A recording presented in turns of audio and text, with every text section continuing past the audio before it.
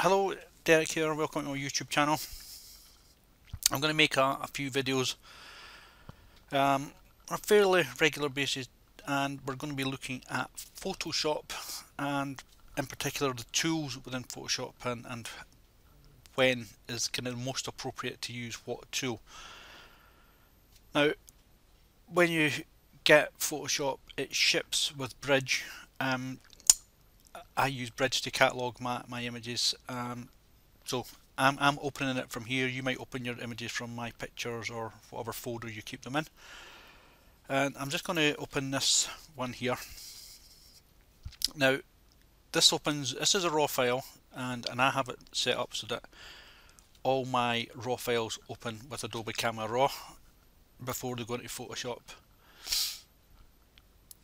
And looking at this straight off the bat, it's quite a boring picture. It's of Rosslyn Chapel, and we're just going to quickly work our way through the panels in here and the tools up here, and this is as good an image as any to demonstrate on.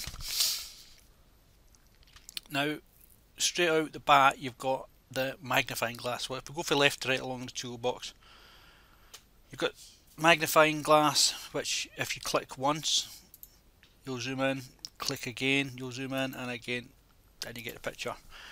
If you want to zoom out, you can either come back here and set it to default, which is about 12%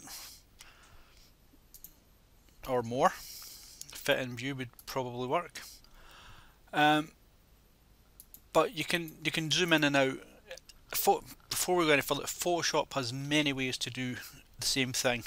It's not all straightforward and it's not always obvious, but this one here for zooming in, quickest way I find to do it, and you can do it from whatever tool you happen to have on. So if I had on a brush tool here, if you hold down the control key and hit the plus icon while holding the control key down, it will zoom in, and if you hit the minus key on your numeric keypad, hit the minus key and it will zoom back out. And if you're not sure where it should be zooming to, while holding control down, if you hit the 0 on the keypad, the number 0, if you hit that, it will return it to the fit in view size. It's the same as if you went to fit in view. So Control and Z to get you back down. Control and Z, sorry. The next one along is the pan tool or the hand tool. We'll use it for panning in your images. And if we zoom in a little, and you wanted to see what was along at this end of the picture, you would just do that to move along. But like the zoom tool, there's more than one way to get to the hand tool, and if you're in any other tool, it doesn't matter what tool it is. Again, I'll just select the brush. If you happen to be zoomed in and you don't want to go up there and click the hand to get to that tool, if you hold down the space bar, you can then left click and just move as you need.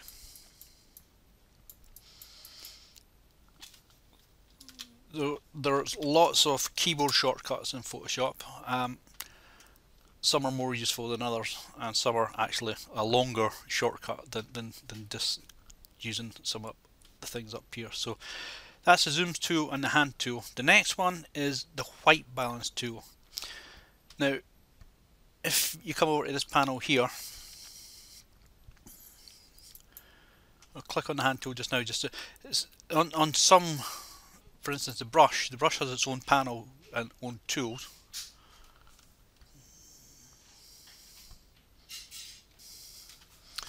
So some of these tools up here have their own panel.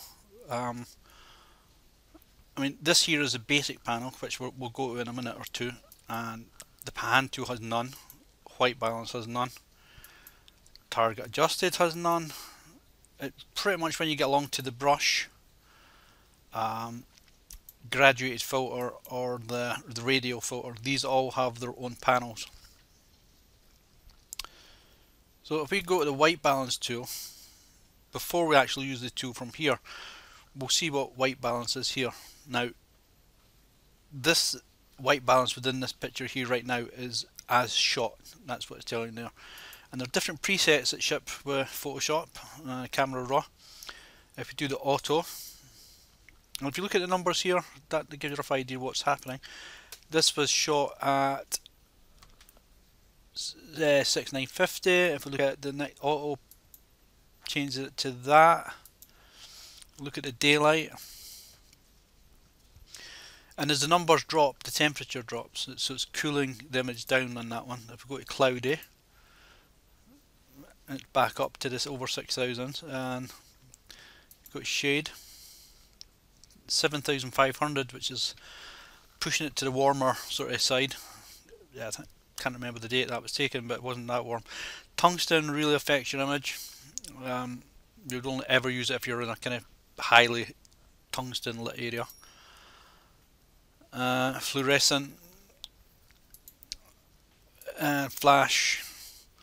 Flash is just under normal daylight temperature. Normal daylight temperature is seen as 5600 Kelvin. This here is a Kelvin scale, and it affects color temperature. So normal daylight, 5600. If we go back to as shot, it's the sun was kind of not too far from the cloud, so it's round about there. You can adjust that yourself just by the slider, maybe more in keeping with what you think you saw. But this tool here is good if you've got something that's neutral grey. So if we zoom in a bit, see if we've got anything that's neutral grey there. We don't have anything that's neutral grey. But if you did have something that was neutral grey, like this here might be neutral grey, so just tap on that, and you see it's reduced the colour temperature a bit. And the Camera Raw module has got a great feature that if you press P on the keyboard, it'll show you a before and after. So pressing P, that's where we were, and that's the kind of custom. To be honest, it's probably more likely that it was there. This tool works on anything that's pure white or anything that's 50% grey or medium. So white balance is just it's a measurement of how hot or cold it is, and this end of it is absolutely freezing. I've got clipping. I'll take the clipping off and I'll explain what these are shortly. That's very, very cold, and that's very, very hot. I'd say roughly about 6000 we'd probably do for this image, or 64 actually. 65. Right, we'll just leave it at that.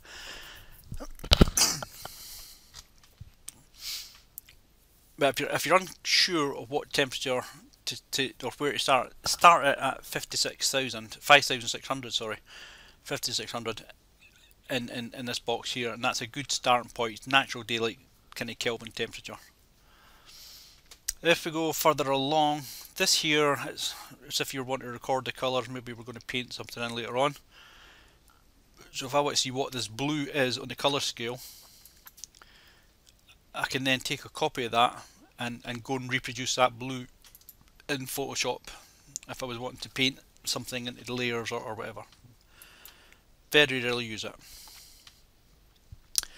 The next one along is Targeted Adjustment Tool, and essentially pick a colour. This blue here, I want to either make it darker or lighter. If I want to make it darker, I can go down the way. If I want to make it lighter, I'll go up the way. It'll happen pretty much the whole image, and it depending on where I'm clicking, it depending on what is getting the most effect from it. If we go into the clouds here, it's going to be different. Going to blue, I want the blue down. I want the cloud up. I can affect different parts of the image basically. Again, it's not one I use very often because, as I've already said, there's lots of ways to do things in Photoshop, and I've got other ways that I prefer to use to kind of lighten and darken certain areas of my pictures. Next one along is a crop tool, a very powerful crop tool in Photoshop. You've got, if you look right at the very corner of this here, if you click on that wee corner bit, you'll get a menu. And if you click normal, essentially that will let you decide where you want to crop, what shape you're going to crop, how big, how long, etc. If you pick 1 to 1, it's going to do 1 to 1 squares, and you can move the crop around, etc. Again, we'll come out of that. And it's pretty much similar to the settings on your camera. You have various presets. 2 to 3 is pretty much what I shooting in my camera. It's what I was shooting in here. But occasionally I might like to get a 4:5, because that'll also cover a 10:8 if I want to do a portrait. So we maybe want to do a different shape crop, and it will keep it bound within the sort of parameters. If you make a crop you don't want, click on the crop tool again, and it doesn't delete whatever you've cropped.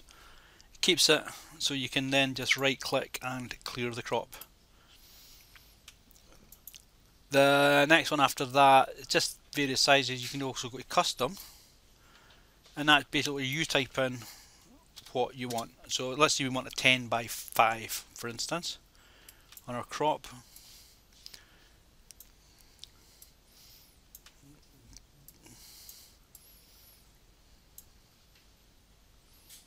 And it's just 10:5, so it will base it on whatever size your picture is. So maybe that's the crop I want, that's what I'll go for. But again, if you don't like it, click back on the crop tool, all your information is still there, clear crop. And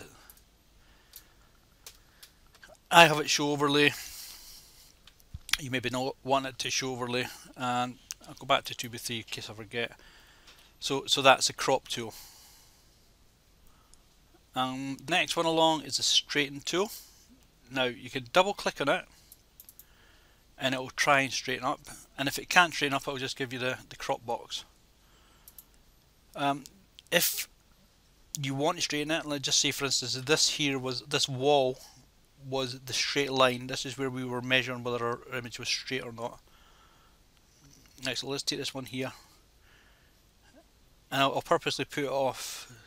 So just say that wall was leaning a bit and I want to straighten the crop to reflect that, then that's what we do. Now that might be straight, it might not be, but again go back to the crop tool and we can clear that. Essentially it just tries and crops it straight. Another thing while you are cropping,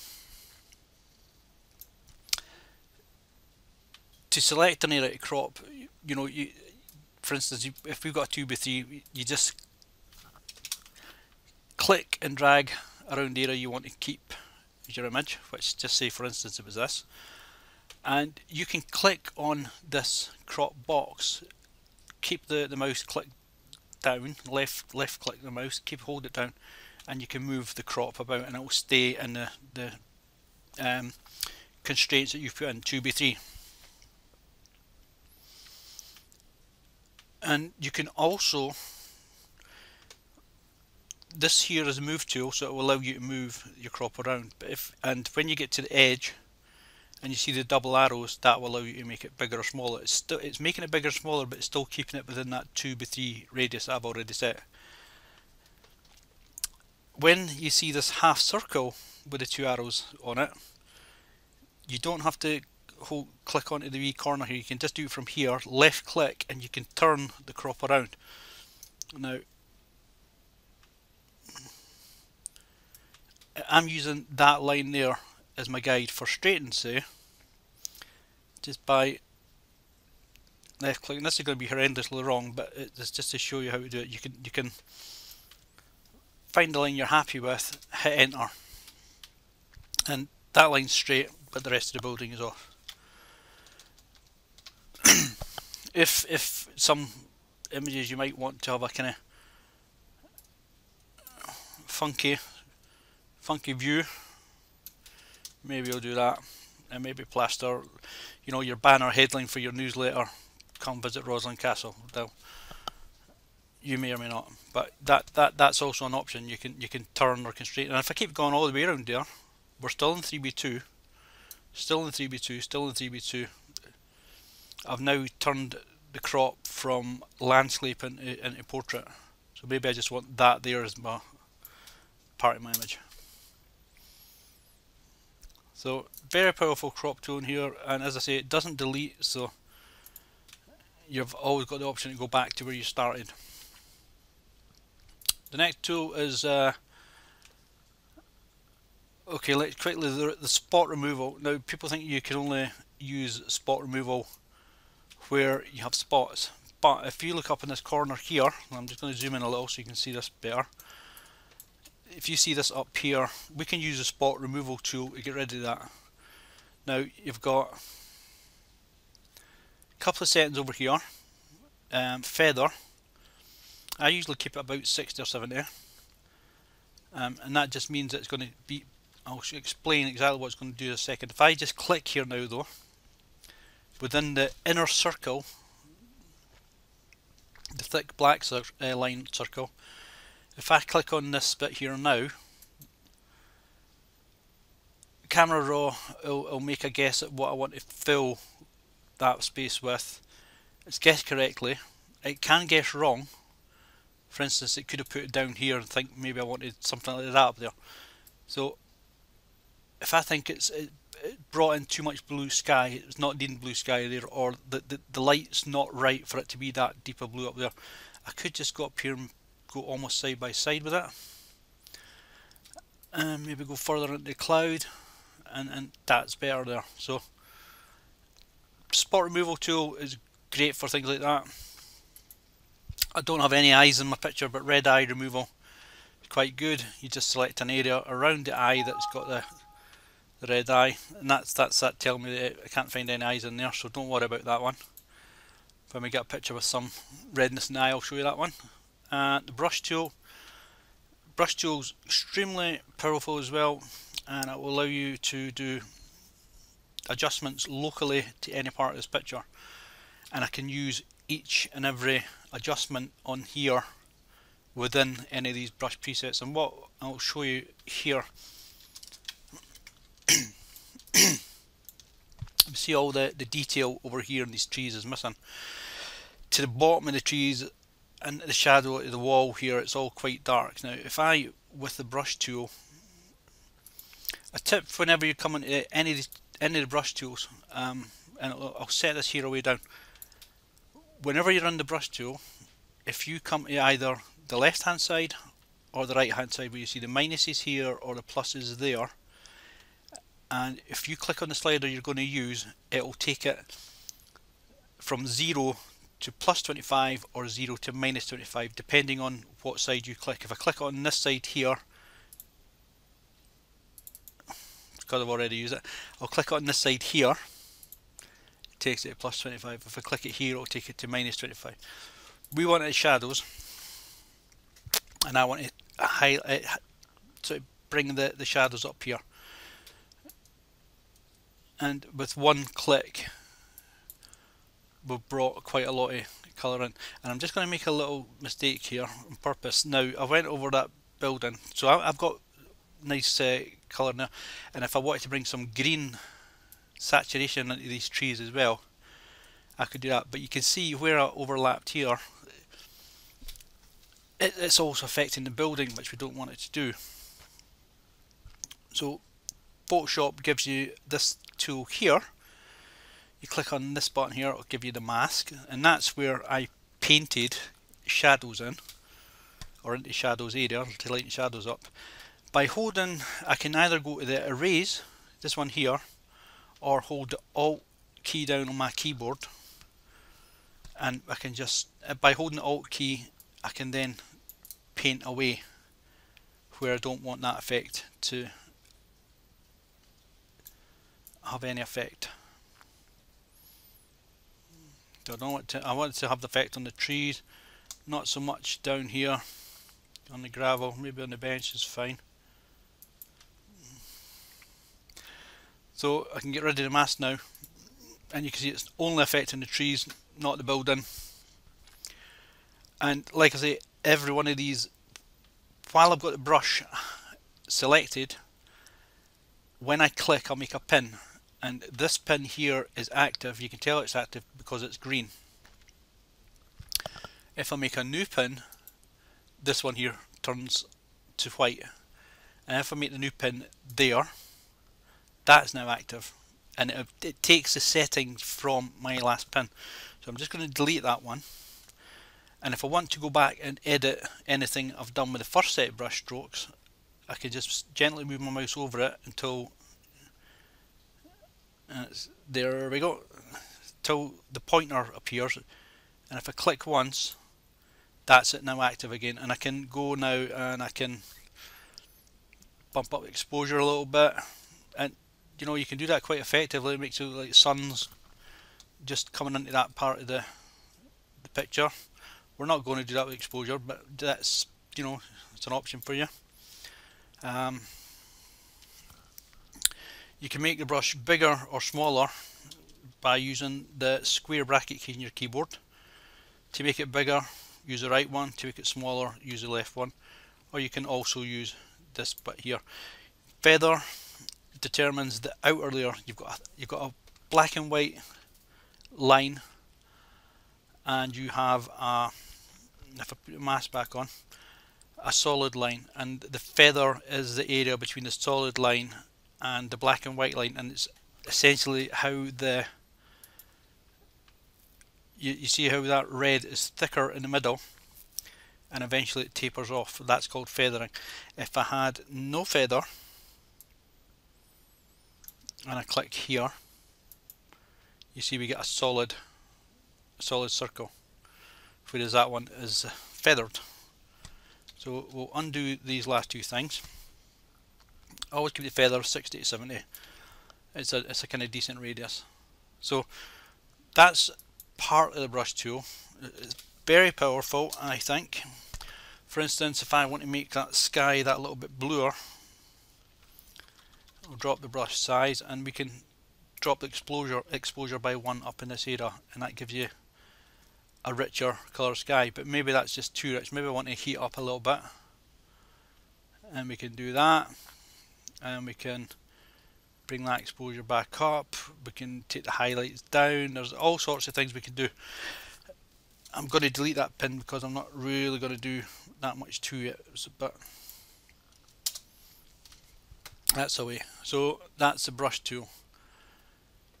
Graduated filter is similar to graduated filter on your lens, except for it's quite powerful. Again, whatever settings it had when you open this is what it will retain, and it looks like it's way too warm here, so we'll double click that and take it back down.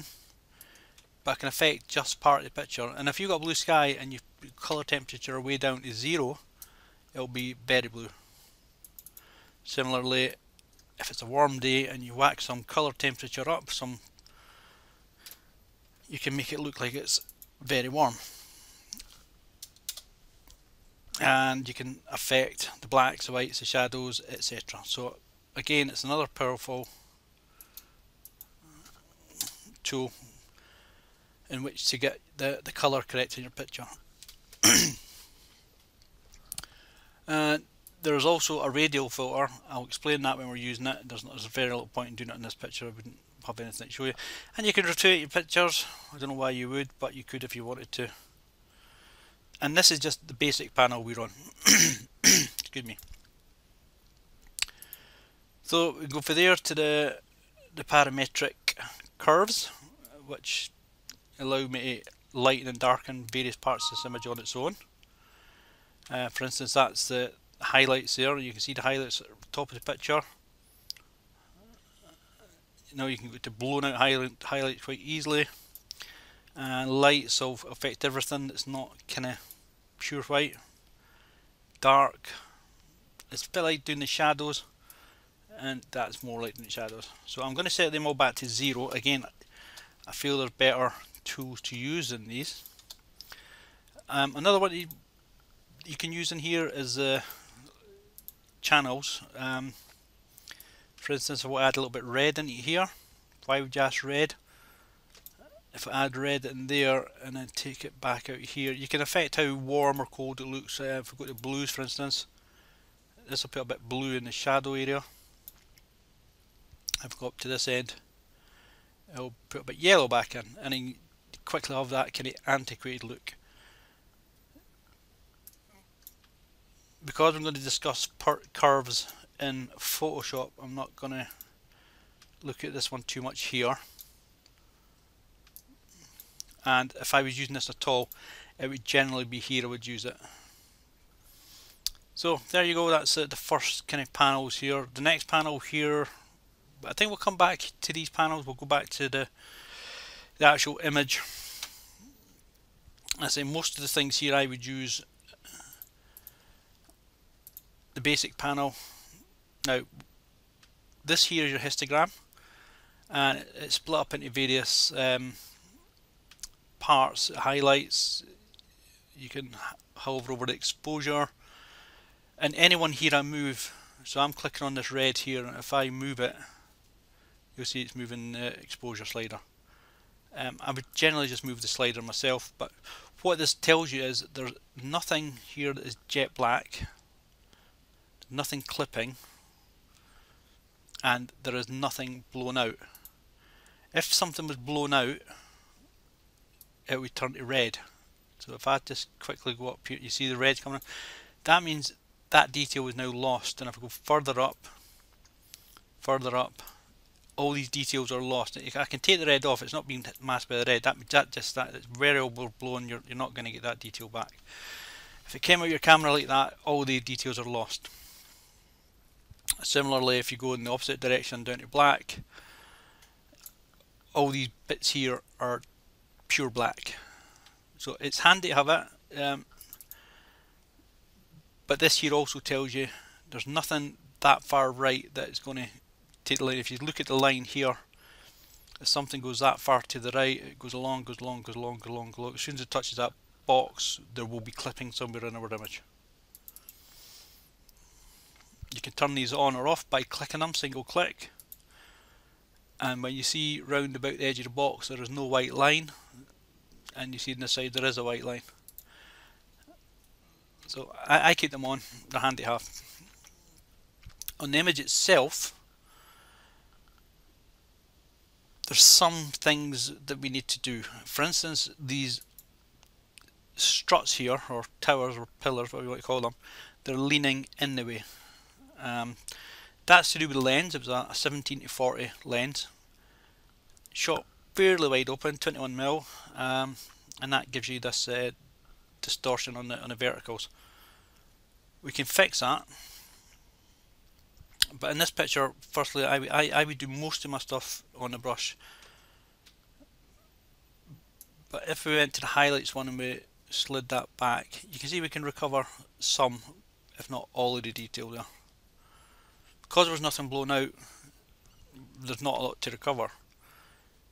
And similarly, if we brought the shadows away up, it's given our image a whole different look. And we maybe couple that with some temperature increase, and the ambience in that colour now is starting to match the green that's in this bush over here. But again, I would tend not to do these things here. I do most of my adjustments with brushes because I feel that it's better to target. So I take a big brush and I'm just going to take the highlights back to 50 and just take some of them out of the sky, and that's all I would do there. And then we get another new brush and I'm going to take the shadows up here at the side of the image. So we'll do a little bit of that, and maybe some on the building there as well. And if you've not got enough, you know what, just slide up a bit more. And the reason I do these in phases is because when you pump up the shadows, pump up the blacks, pump up the exposure, there's every chance you're going to introduce noise into your image, and it's just going to give you something else to deal with. Noise takes up pixel space, and although we can get rid of the noise, we're actually getting rid of pixels that hold information about your image. So I prefer to do smaller adjustments if I can. Now this one here, I'm going to do the whole car park. Just bring it all up to a kind of evenness, and that was just pumping up the exposure. And overall, I would like a bit more colour. Now if you saturate it, it looks terrible. But if you use a vibrance slider, it targets more of the kind of mid-range of the colours. So the sky is now a little bit bluer, these trees are a bit greener. And if you think it's just pushed it too far towards yellow, we can come along here to the HSL tab